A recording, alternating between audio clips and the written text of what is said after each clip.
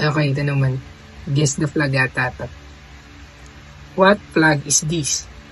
Tapos nakalagay yung Pilipinas. What flag is this? Yeah, South Korea.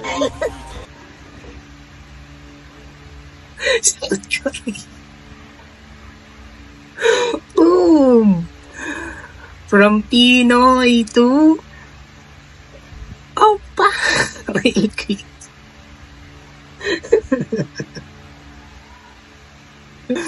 Ano? Pinoy to Opa. Real quick.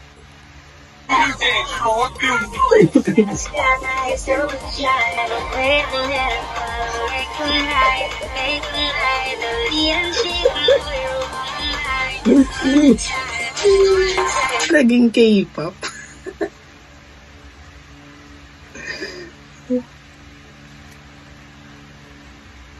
Ibang klaseng K-pop to.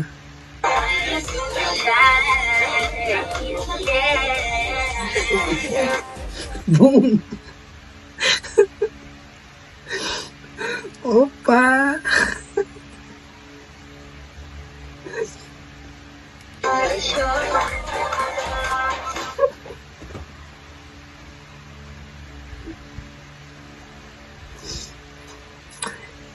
Pormahang Daominsu.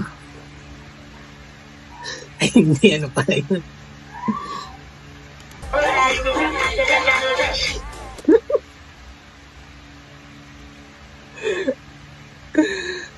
Matitigan pa lang, oh.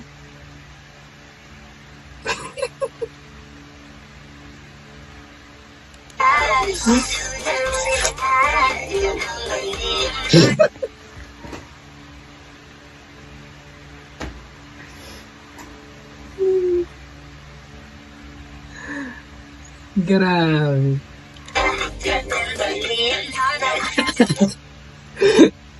Korea naging Japan Dragon Ball.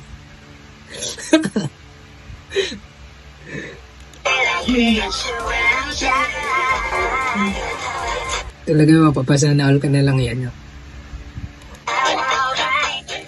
Hindi yan lang ang kahirapan. Basta tayo ay magmamahalan.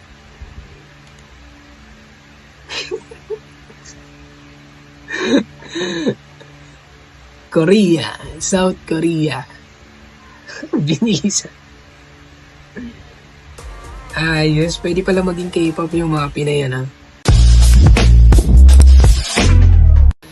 Yung nakalimutan mong nag-asawa ka pala ng dating detective, patay ka, boy. Pag-isawa ka na sa lahat, huwag lang yung may lahing detective. Wala kang takas. Sa wakas, naiintindihan ko na rin ngayon ang lahat, Inspector Yokomiso. Nagulo lang ang pagkakasunod-sunod ng kwento. Ang natatandaan ko, ganito ang pagkakasabi ni Katsumata Kengo. Gusto yung tsaka. Kengo. Ngayon naman, ganito ang kwento ni Hoshino Haruyuki kay Inspector Yokomiso. Naiintindihan niyo na ba? Pero mukhang matigas talaga ang pulo ng lalaking yun. Dahil kahit na 2 beses na siyang nahampas, nagawa pa rin niya makabas.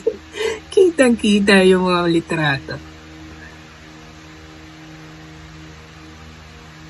Talaga niya makabangon at makalakas. Grabe naman yata ang tigas na ulo niya. Sinabi mo ba? Huli ka, Malmon. Huli pero hindi kulong. Pero dahil doon, lalo yata nag-init ang ulo. Wala sigurong nakita kasi may nakita yan. Kotos yan. Wala sigurong nakita kasi may nakita. Hindi lang picture yung nakuha nun eh. Kutong nakuha nun eh. Oh, ikaw. Oo, ikaw. Huwag kang patawa-tawa dyan. Huwag mong kakalimutan mag-like and pindutin na rin yung subscribe button para sa susunod may kasama pa rin akong tumawa. Okay? Sheesh!